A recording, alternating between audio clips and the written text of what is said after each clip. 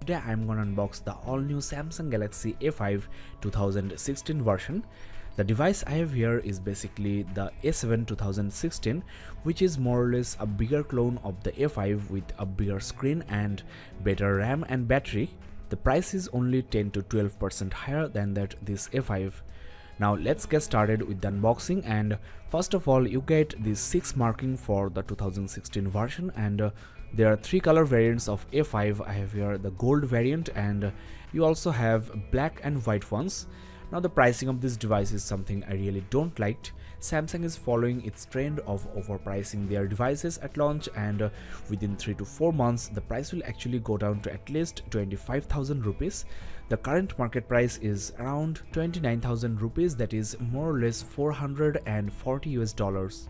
Considering other players in the market, the launch price is really crazy high. Now this Galaxy A5 2016 supports optical image stabilization on the rear camera, and there is also a fingerprint sensor, and fast charging adapter is also included in the box. The screen size is 132.2mm, that is slightly bigger than 5.2 inches, and you also get Samsung Minox and dual SIM support. The processor is 64-bit octa-core 1.6 GHz Cortex A53, and the RAM is 2GB, the storage is 16GB. Now let's start the unpacking and show you the device and the contents inside.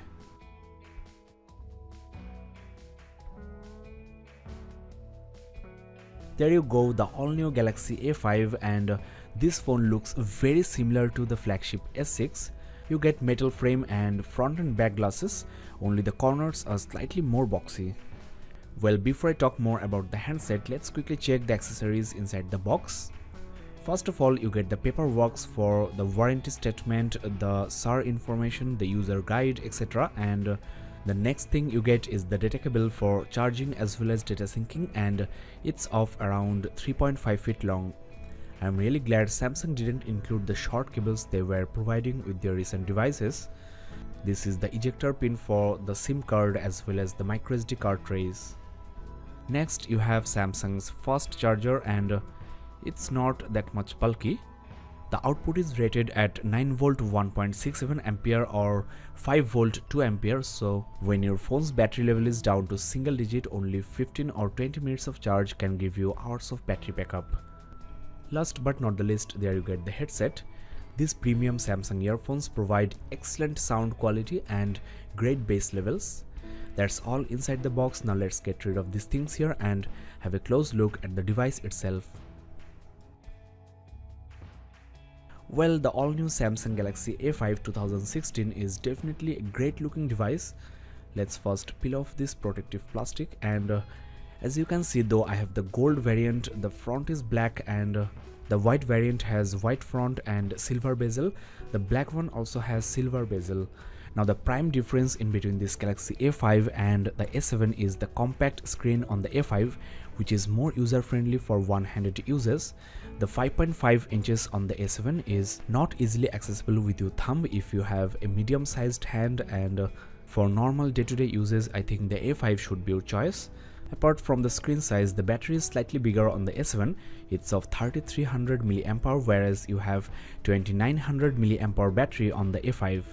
Now though the specs, that is the CPU and the GPU, are just identical, Samsung made a big mistake by putting only 2GB of RAM on the A5 where you get 3GB on the A7. Samsung included the full-fledged TouchWiz interface on these A-series devices, and that alone eats up around 1.3 to 1.4GB of RAM. By the way, the 5.2 inches display here is Super AMOLED with full HD, that is 1920 by 1080 pixels resolution at 424 ppi, which is really great. There you get the push button home key, which is also a fingerprint sensor, and the keys, that is the back and the app switcher, are backlit. At the top you get the ear speaker grill, which is painted black to match with the base, and the front facing camera is of 5 megapixel with full HD recording, and the maximum aperture is f1.9 for better low light handling, and unfortunately there is no notification LED on this new generation Galaxy A5. You do get an RGB sensor for the adaptive display feature, that is the screen tone on the display will be set in accordance with the lighting condition in the surroundings, and you will get the best out of this display. At the rear you get the main camera, which is a 13 megapixel shooter with full HD recording, and this supports optical image stabilization for better handheld shooting in low light. And just like the front camera, the maximum aperture is also great, f1.9. As the lens is slightly protruding, rough surface might hurt the glass, so better use a case. You also get a camera flash as usual. The back glass of this phone doesn't shine like the Galaxy S6, which would have been really nice. At the top you get the SIM 2 slot, and this is the secondary microphone hole, mainly for noise cancellation, as you know. There you get the primary microphone and the loudspeaker grill just beside it. Next you have the USB 2.0 port for charging as well as data syncing, and this supports USB OTG of course. This is the 3.5mm headset jack. As the frame is metal, you have two openings for the antennas, two here and two at the top. The back is made of glass, so there is no trace of this on the back. These are the volume rockers on the right side of the phone, and the power key is on the left. As you can see, there is another tray here for the SIM card 1 and the microSD card. Let me eject this with the pin, and it's really great to see separate microSD card slots on these new A series devices.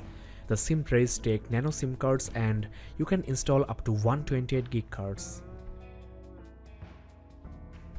There you have the SIM card number 2 tray. Well, that's all on the exterior. Now this Galaxy A5 looks really gorgeous. The front look is really great. The black frame is matching the black display, and I'm really liking this black and gold combination. The thinner bezel is making the phone look slimmer, and the overall thickness of the phone is 7.3mm, which is really great, and the weight of the phone is 153 gram, which feels just perfect in hand. And the build quality, the finish of this phone is just top class. The back is Gorilla Glass 4 just like the front, and both the front and back glasses are 2.D, that is the edges are rounded, so the images look popped up and more alive. There is basically no display frame on the either sides of the screen, so despite having a large 5.2-inch screen, the dimensions of this phone are not that much, so one-handed operations should not be an issue. This narrow bezel also giving this phone a great look. I can't really stop praising the exterior design, the build quality, the look of this gorgeous Galaxy A5 2016. So if you are a style conscious person, you want your phone to look good in your hand, then you can get a Galaxy A5 2016 at 29,000 rupees, which is definitely overpriced for the specs it offers, but looking at the exterior design and the build quality, I'll say this really worth it.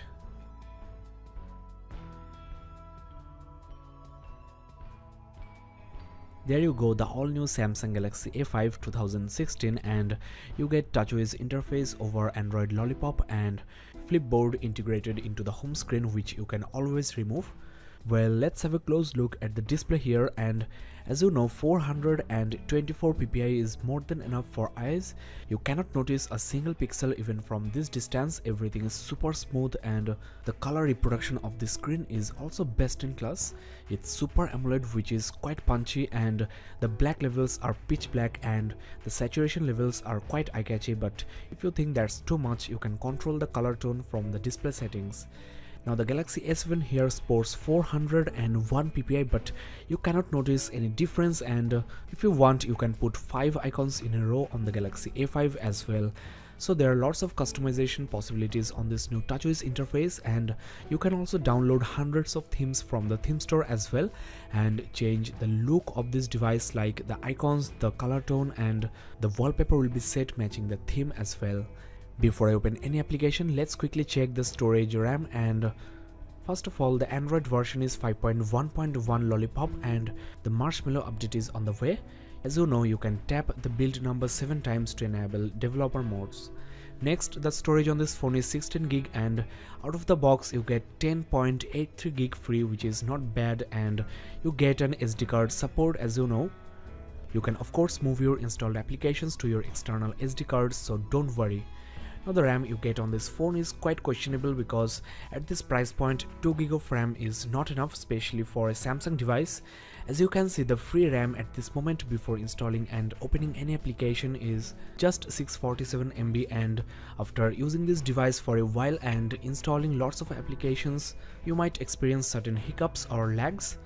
The Samsung Galaxy S7, which has exactly the same CPU and GPU, sports 3GB of RAM, so if you are in a dilemma in between these two, then I think you should go for the A7. Well, 2GB of RAM is actually not bad at all, but for a 29,000 rupees you can expect at least 3GB of RAM.